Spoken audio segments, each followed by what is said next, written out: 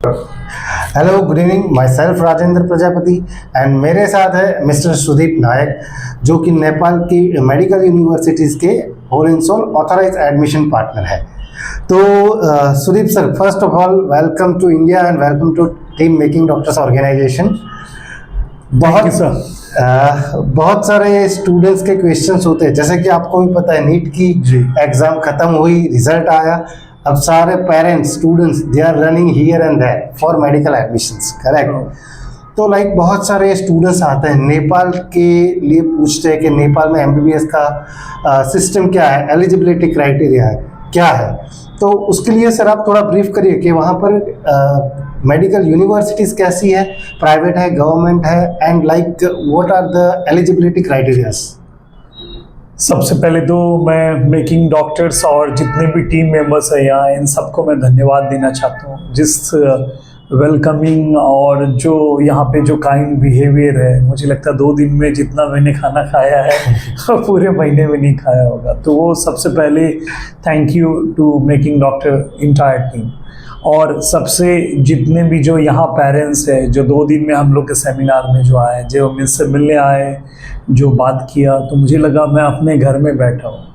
मुझे लगा ही नहीं कि मैं नेपाल से यहाँ आके किसी दूसरे कंट्री में आया हूँ। जो मैं शायद सुबह अपने घर पे जो ब्रेकफास्ट करता वही मैं यहाँ किया, या लंच या डिनर। एक सबसे एक इम्पॉर्टेंट क्या रहता है एक पेरेंट्स के लिए कि जहाँ अपने बच्चे को भेज रहे हैं, क्या वहाँ अपने जैसे लोग हैं या नहीं, अपने जैसे खाना खाने वाले लोग हैं कि नहीं, वहाँ के सेफ्टी है कि नहीं, कल्चर अपने जैसे है कि नहीं है, फेस्टिवल अपने जैसे मना रहे हैं या नहीं। ये एक बहुत इम्पॉर्टेंट है, खास करके गुजरात के पेरेंट्स जो अपने बच्चे के लिए ज़्यादा कॉन्शियस है, जो 18 साल अपने बच्चे को एक स्पून फीडिंग, एक बच्चे को अपने इतना जो बोलते हैं प्यार से किया, क्या सही में वैसा ही चीज़ मिलेगा या नहीं मिलेगा। तो मैं आपको बता दूं, नेपाल एक वैसा ही कंट्री है जैसा आपके यहाँ लोग हैं।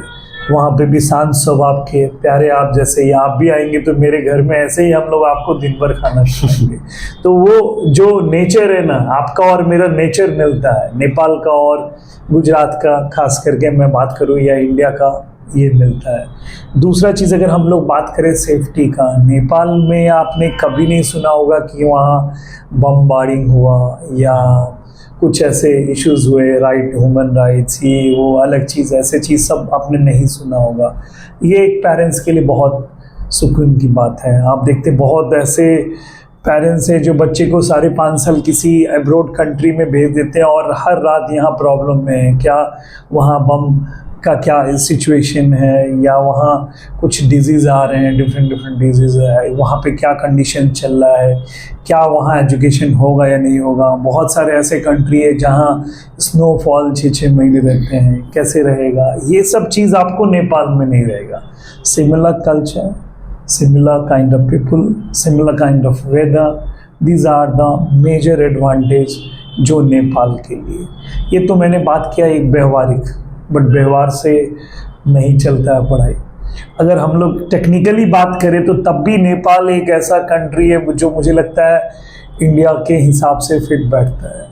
यहाँ आपका जो कोर्स करिकुलम है 4.5 साल का और 1 साल का इंटर्नशिप, वही नेपाल में। दूसरा कोई कंट्री नहीं है पूरे वर्ल्ड में जो नेपाल और इंडिया जैसे ये 4.5 साल का थ्योरी और 1 साल का इंटर्नशिप करता है। दूसरा, हर कॉलेज में अपना खुद का हॉस्पिटल है। बहुत सारे ऐसे कंट्री में आपने सुना होगा बच्चे जा रहे हैं पढ़ने के लिए, इंटर्नशिप के लिए दूसरा कंट्री ढूंढना पड़ता है। वो नेपाल में वैसा केस नहीं है। हर कॉलेज में अपना 500 बेडेड हॉस्पिटल मिनिमम है। तीसरा, आपने जो इंग्लिश में मीडियम ऑफ इंस्ट्रक्शन इंग्लिश में है, ऐसा नहीं कि आपको जाके उधर नेपाली सीखना है और नेपाली में बात करना है, पढ़ाई करना है। बहुत सारे ऐसे कंट्री होते हैं जहाँ रीजनल लैंग्वेज में पढ़ाई होता है। चौथा इम्पॉर्टेंट पॉइंट, बहुत सारे इंडियन ये वहाँ पे ऑलरेडी 30 साल से 40 साल से प्रैक्टिस कर रहे हैं। ऐसा कोई मेडिकल कॉलेज नहीं है जहाँ 20 से 30% इंडियन फैकल्टी से कम मिलेगा। राइट टू प्रैक्टिस, ये चारों पॉइंट जो मैंने बोला, ये हर बच्चे को कब याद आएगा, जब वो वापस यहाँ आएगा। एनएमसी गाइडलाइंस, जो नेशनल मेडिकल गाइडलाइंस के ये चारों पॉइंट है, 1 2 3 4 सारे हम लोग फुलफिल करते हैं। Medium of instruction English, 4.5 year theory, 1 year internship, right to practice and खुद का हॉस्पिटल। ये चारों जो मैंने पॉइंट्स बताए ये आपके इंडियन गवर्नमेंट का रूल रेगुलेशन है कि अगर आप बाहर जाना चाहते हो तो कम से कम ये फुलफिल होना बहुत ज़रूरी है, तभी जाके उसका डिग्री वैलिड होगा। तो ये प्लस पॉइंट है नेपाल में। सो ये बहुत सारी चीज़ है जिससे आपको कंफर्टेबल रहेगा। दूसरा, आप देखो हम लोग जो खाना खा रहे हैं वो आप भी वही खा रहे हो, आप जो खा रहे हो मैं भी वही खा रहा हूँ। फूड हैबिट्स कॉमन होने की वजह से आपके डिजीज़ का भी, बॉडी का एडॉप्शन भी वही रहेगा, डिजीज़ भी वही हिसाब से रहेगा, डेवलप होगा। करेक्ट। तो वो छोटी छोटी चीज़ है जो मुझे लगता है बाकी किसी भी कंट्री में अगर आप पॉइंट्स निकालो तो मुझे नहीं लगता नेपाल के स्टैंडर्ड में कोई दूसरा कंट्री बैठेगा। और हर पेरेंट्स के लिए ये इम्पॉर्टेंट है कि व्हाट आफ्टर 5.5 years, वो अच्छे डॉक्टर बनाना चाहते हैं या सिर्फ डॉक्टर का डिग्री चाहिए, सही में अपने बच्चे को भगवान के रूप में देखना चाहते हैं क्योंकि बोलते हैं डॉक्टर भगवान का दूसरा रूप है, या सिर्फ डॉक्टर व्हाइट कोट में देखना चाहते हैं, वो चीज़ पेरेंट्स डिसाइड करें। Correct sir. So thank you very much for the in depth answer. Like sir, जैसे अभी इंडिया में अगर किसी स्टूडेंट्स को एडमिशन चाहिए होता है तो लाइक यहाँ पर जो रूल्स एंड रेगुलेशन है कि 50% of PCB and student must be qualified, तो नेपाल में किस हिसाब से रहता है सर? देखिए रूल्स तो मैं ऐसे भी बोल सकता हूँ, बट आप अपने स्क्रीन में जरूर ये मेडिकल एजुकेशन कमीशन का ये दिखाना नोटिस, जो लकीली अभी हम लोग आपके पास बैठे हैं 10 जून 2024, आज ही ये नोटिस आया है। ये नोटिस मेडिकल एजुकेशन कमीशन का है। ये नोटिस हर बच्चे जो नेपाल में एडमिशन लेना चाहते हैं उनके बारे में है। कब फॉर्म भरना है, किस डेट में, क्या रहेगा फॉर्म का चार्जेस, क्या एलिजिबिलिटी रहेगा, ईच एंड एवरी डेप्थ में यहाँ इंफॉर्मेशन लिखा है।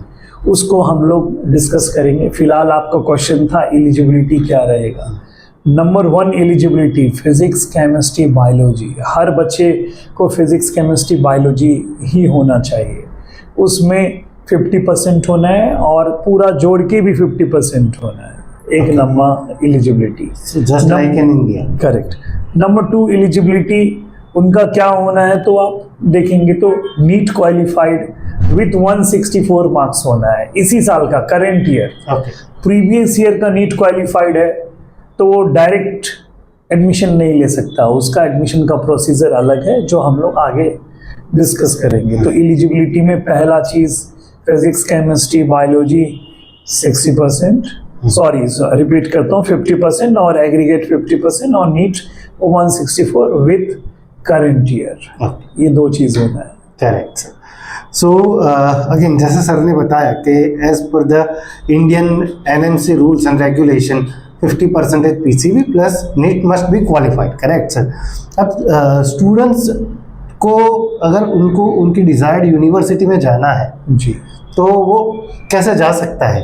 वो प्रोसेस मेडिकल काउंसलिंग के थ्रू ही जा सकता है या फिर he can choose at his own? Sir, सबसे बड़ा चीज़ हम लोग को क्या समझना है, नेपाल के एडमिशन प्रोसीजर क्या है। बाकी कंट्री में क्या होता है, बच्चे फॉर्म फिलअप करेंगे, लास्ट सितंबर अक्टूबर तक भी उनका एडमिशन होता है।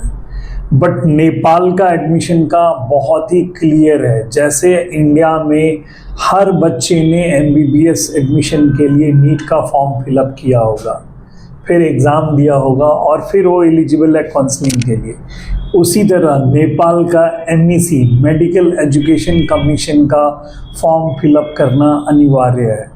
यहाँ फॉर्म भरते वक्त कैटेगरी A और B आता है, कैटेगरी 1 एंड कैटेगरी 2। कैटेगरी 1 का मतलब हुआ जो नेपाल का एग्ज़ाम देना चाहते हैं, और कैटेगरी 2 का मतलब हुआ नॉट टू अपेयर एग्ज़ाम। अब ये एग्ज़ाम कौन से बच्चे देंगे? कैटेगरी 1 में कौन से बच्चे फॉर्म फिलअप करेंगे? वो ऐसे बच्चे जिनका 164 से नीचे मार्क्स है। यहाँ SC ST OBC इन सब चीज़ में क्वालिफाइड है, बट नेपाल में नॉट क्वालिफाइड है, वो वैसे बच्चे एग्ज़ाम देंगे। दूसरा, जो प्रीवियस ईयर नीट क्वालिफाइड है अपने कंट्री में बट इस साल नीट नहीं क्वालिफाइड है, वैसे बच्चे एग्ज़ाम देंगे। तीसरा, जिसको गवर्नमेंट कॉलेज चाहिए नेपाल का, जैसे IOM, BP कोइराला, इन सब कॉलेजेस में एडमिशन चाहिए, ऐसे बच्चे को भी एग्ज़ाम देना है। एग्ज़ाम काठमांडू में ही होगा, मेरे नोटिस जिस हिसाब से है 17 अगस्त 11 बजे से 2 बजे को होगा। ये काठमांडू में फिजिकली होगा, 200 नंबर का होगा। क्या सिलेबस है ये सब चीज़ मुझे लगता है मेकिंग डॉक्टर के पास, आपके पास जो बच्चे आएंगे तो सारा सोल्यूशन मुझे लगता है मिल जाएगा। अब हम लोग जो बात करेंगे डेडलाइन के बारे, ये सब मुझे लगता है आगे हम लोग बात करेंगे। ठीक है सर। जैसे सर स्टूडेंट्स यूनिवर्सिटी चूज कर ले तो वहाँ पर इंफ्रास्ट्रक्चर के बारे में बताइएगा सर थोड़ी। जैसे कि एमएनसी का है कि ये भी नियम है कि खुद का हॉस्पिटल होना चाहिए कोई भी मेडिकल यूनिवर्सिटी के पास, तो किस तरीके से सर हर एक यूनिवर्सिटी फुलफिल करती है सर? मुझे लगता है मेरे स्पीच को आपने ध्यान से सुना नहीं, मैंने पहले ही बोले एनएमसी की 4 गाइडलाइंस हैं ठीक, जिसमें से एक गाइडलाइंस का क्वेश्चन आपने निकाला। चलो आप ध्यान से, हम लोग आगे बात करेंगे। नेशनल मेडिकल कमीशन का एक जो गाइडलाइंस है, जो बहुत इंपॉर्टेंट गाइडलाइंस है, जो आपने अच्छा क्वेश्चन उठाया, मैं ऐसे मजाक कर रहा था, ये क्वेश्चन जेन्युइन है। हर पेरेंट्स को समझना चाहिए कि क्या वो अपने बच्चे को भेज रहे हैं तो लाइव प्रैक्टिकल होगा या नहीं होगा। ये अगर हम लोग एक सिंपल सी बात समझो, अगर मैं अपने मोबाइल में गाड़ी चलाना सीखूंगा और रोड पे जाऊंगा तो एक्सीडेंट होना ही होना है। जब तक आप खुद नहीं गाड़ी चलाओगे, जब तक आप स्कूटर नहीं चलाओगे, आप कॉन्फिडेंट नहीं आओगे। वैसे ही है, जब तक आप प्रैक्टिकल नहीं करोगे, जब तक आप डेड बॉडी के साथ नहीं प्ले करोगे, जब तक आप सिरिंज नहीं दोगे, जब तक आप पेशेंट से डायरेक्ट इंटरैक्ट नहीं करोगे, आप अच्छा डॉक्टर नहीं हो सकते। तो नेपाल एक ऐसा कंट्री है जहां हर कॉलेजेस का खुद का हॉस्पिटल है, 500 बेडेड हॉस्पिटल मिनिमम है। अगर हम लोग अच्छे कॉलेजेस का बात करें, जैसे Manipal college of medical science, ये सारे 700 प्लस बेडेड हॉस्पिटल है। MBBS, MD, DM सारे कोर्सेस में पढ़ाई होते हैं। ये नेपाल का फर्स्ट प्राइवेट मेडिकल कॉलेज है जो काठमांडू यूनिवर्सिटी से एफिलेटेड है। हम लोग अगर बात करें काठमांडू में किस्ट मेडिकल कॉलेज है जो त्रिभुवन यूनिवर्सिटी से है। ये first private medical college under Tribhuvan university Kathmandu में है। 20 साल पुराना कैंपस है, 500 बेडेड सुपर स्पेशलाइज हॉस्पिटल है। MBBS, MD, DM सारे कोर्सेस में होते हैं। अगर हम लोग बात करें काठमांडू मेडिकल कॉलेज, ये भी 500 बेडेड हॉस्पिटल है, इसमें भी MBBS, MD, DM सारे कोर्सेज होते हैं। यहाँ अगर हम लोग बात करें फॉरेन कैटेगरी का, तो हर कॉलेज में 100 से ज़्यादा सीट नहीं है। सबसे अच्छी ब्यूटी क्या है, ये गुरुकुल जैसा पढ़ाई होता है। 100 बच्चे हैं, 100 में वो भी इंडियन और नेपाली दोनों है। बहुत सारे ऐसे कंट्री है जहाँ सिर्फ आपको फॉरेनर के लिए कॉलेज खोला गया, बट यहाँ क्या है, नेपाली बच्चे के लिए कॉलेज खोला है और उसमें कुछ फॉरेन के लिए जगह दे के रखा है। तो ये ब्यूटी आपको सिर्फ नेपाल में मिलेगा। तो क्लिनिकल एक्सपोजर के मामले में मुझे नहीं लगता है आपके इंडिया के बहुत सारे प्राइवेट यूनिवर्सिटीज़ या कॉलेजेस से बेटर है, ये मैं लिख के दे सकता हूँ। Correct sir. And again like this will be the last academic question from my end कि like बैचेस का पैटर्न क्या है सर, एजुकेशन पैटर्न क्या है? एजुकेशन पैटर्न मीन्स हम लोग बात कर रहे हैं कोर्स ड्यूरेशन का, मुझे लग रहा है। Course duration in the sense के थियोरेटिकल ज़्यादा होता है, सिमुलेशन लैब के साथ ज़्यादा होता है, क्लिनिकल के ऊपर वो लोग कब से स्टार्ट करते हैं? देखो वो स्टार्ट होता है 2nd ईयर से ही स्टार्ट हो जाएगा उसका क्लिनिकल एक्सपोजर, बट उतना नहीं होगा जितना उसको रिक्वायरमेंट है, क्योंकि बच्चा जस्ट 12 पास करके आया है, उसको धीरे धीरे पता होना चाहिए कि क्या हो रहा है, एनाटॉमी क्या है, बायोकेमिस्ट्री क्या है ना। ये सारी चीज़ जब तक नहीं जानकारी होगा, प्रैक्टिकल उसको नहीं रहेगा क्लिनिकल। तो दोनों मिक्स है, थ्योरेटिकल भी उतना ही है जितना सेम इंडिया का सिलेबस है। आपके इंडिया के टॉप किसी भी गवर्नमेंट या टॉप किसी भी प्राइवेट कॉलेज का सिलेबस निकाल लो, वही सिलेबस आपको नेपाल में मिलेगा। स्पेशली काठमांडू यूनिवर्सिटी का सिलेबस जब मणिपाल वहाँ इस्टेब्लिश हुआ, उन्होंने ही डिज़ाइन किया था। धीरे धीरे थोड़ा मॉडिफिकेशन हुआ, खास करके जिसको USMLE, लैब ये सब तैयारी करना है, तो नेपाल का syllabus one of the best syllabus है। Okay. So thank you Sudeep sir.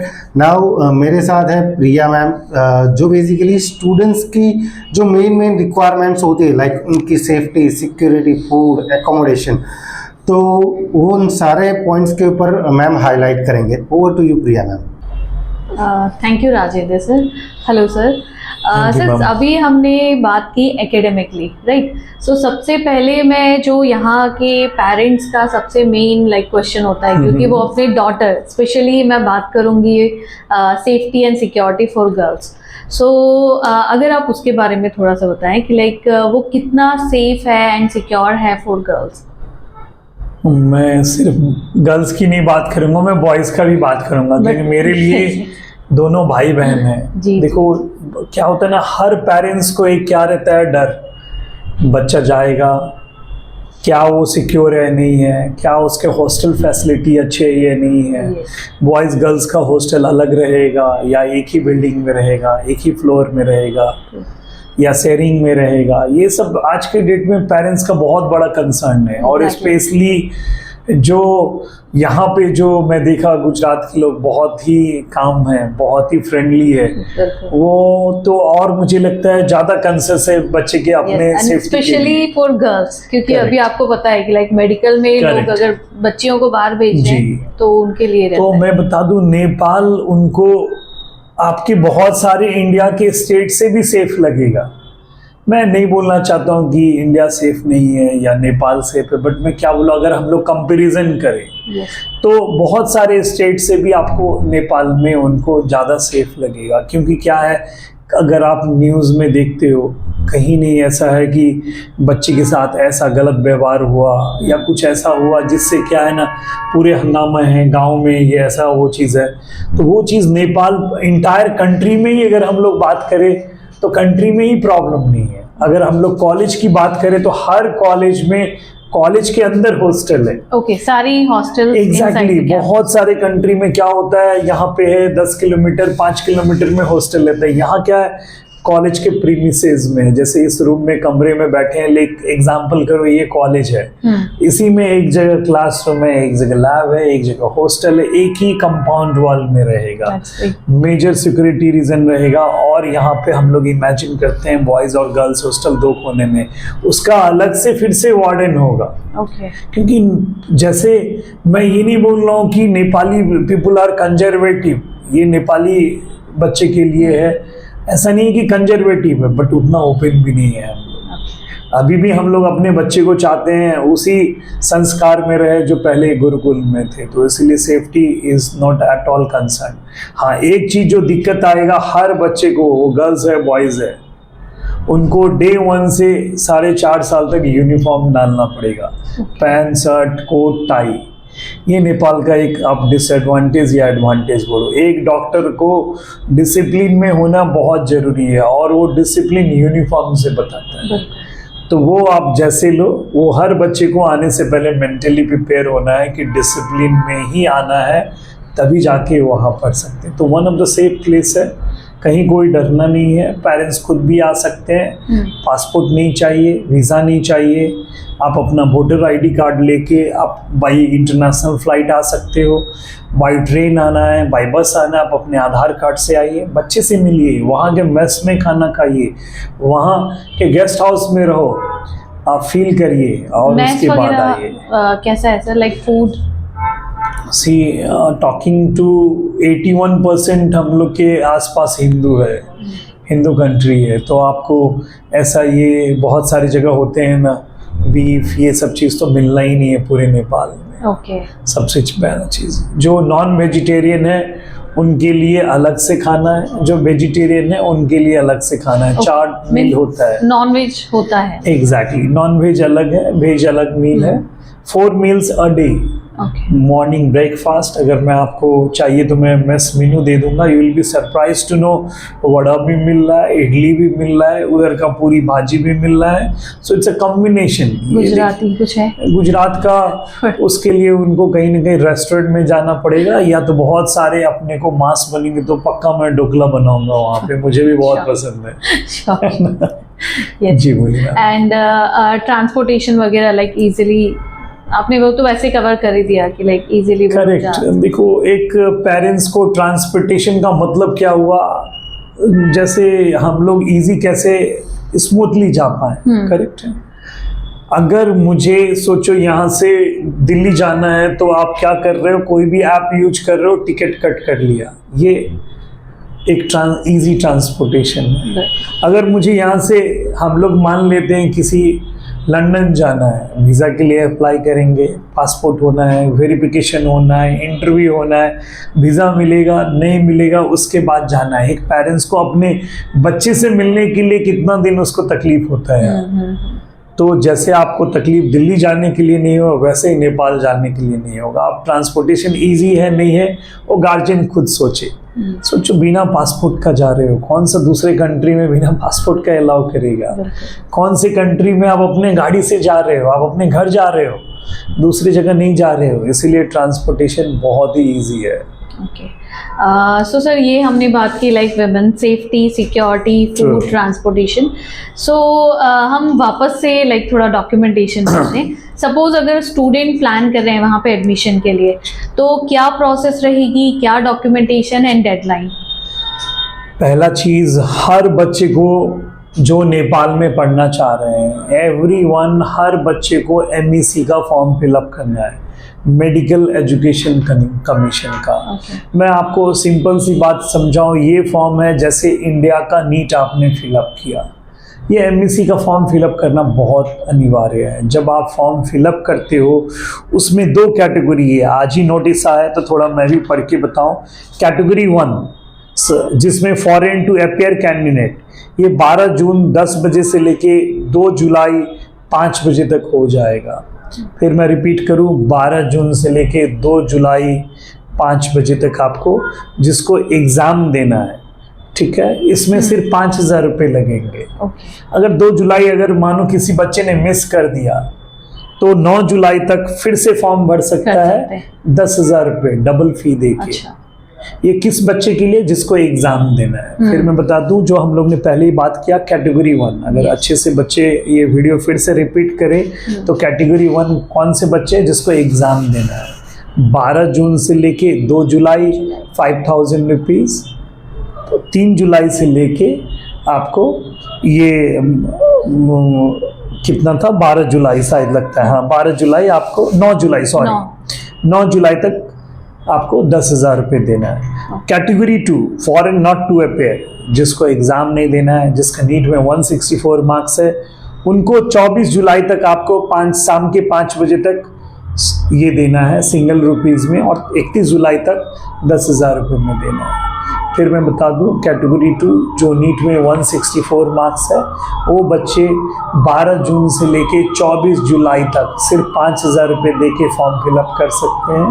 और 6 जुलाई से 24 जुलाई, डेट ऊपर नीचे हो सकता है, आप स्क्रीन में देखिएगा, अभी 5 मिनट पहले ही नोटिस आया इसीलिए थोड़ा अच्छे से नहीं है, बट आप नोटिस में देख के समझ सकते हैं। 31 जुलाई 2024 5 बजे तक 10,000 रुपये, ये हर बच्चे जिसके नीट 164 है, और ये कंपलसरी है, किसी ने मिस कर दिया वो नेपाल में एडमिशन नहीं ले सकता, ये बहुत इंपॉर्टेंट है। फिर मैं बता दूं, 31 जुलाई 2024 इन सारे बच्चे के लिए ये इम्पॉर्टेंट डेट है जो नेपाल में एडमिशन लेना चाहते हैं और जिसका नीट में 164 है 2024 में। और ऐसे बच्चे को पूरे गुजरात में जो आज हम लोग को सुन रहे हैं, उनको मुझे लगता है जितना जल्दी हो मेकिंग डॉक्टर्स में आके यहाँ टीम से मिलना चाहिए, डॉक्यूमेंट्स के बारे समझना चाहिए। विज़िट करना चाहते हैं विज़िट करें, हम लोग नेपाल में डॉक्टर टीम का वहाँ पे हम लोग हैं वहाँ पे देखने के लिए। तो सारे जो भी बच्चे हैं नेपाल के लिए मैं चाहूँगा एज अर्लीस्ट पॉसिबल ये देखें, ये दोबारा मौका नहीं आएगा। 1 साल आपका बचाना आपके हाथ में, आप खुद जानते हो। इस बार 11 लाख बच्चे 50% में पास हुए, 13 लाख 11 या 13 लाख जो भी है, उसमें सिर्फ 1 लाख सीट है। 10 लाख बच्चे कहाँ जाएंगे, किस कंट्री में जाएंगे? कम से कम ये मेकिंग डॉक्टर्स आज इतने दूर से हम लोग को बुला के ये मौका दिया कि सारा बात कर रहे हैं। अगर आप जो भी सुन रहे हो, मुझे लगता है उनको एज अर्लीस्ट पॉसिबल यहाँ कांटेक्ट करना चाहिए। Okay, so thank you so much Sudeep sir for this question and answer. Thank you. So hope आप लोगों के सारे doubts and queries solve हो गए होगी. So if you are planning to take admission in Nepal, then contact us on the below given number. Thank you so much.